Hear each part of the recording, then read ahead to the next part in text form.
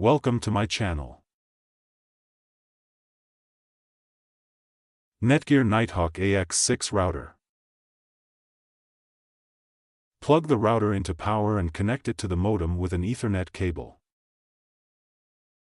Ensure the router is turned on and the LED indicators light up.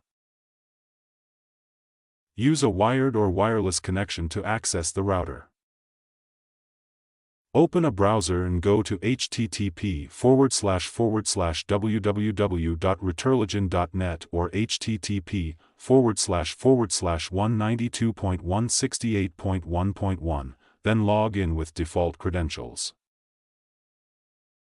Follow the on-screen prompts to configure Internet, Wi-Fi settings, and admin password.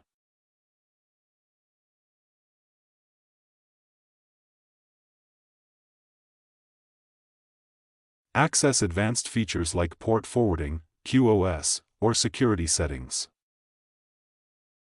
Check and install the latest firmware updates for enhanced performance and security. Connect your wireless devices to the newly set up Wi-Fi network. Verify that your Internet and Wi-Fi are working correctly.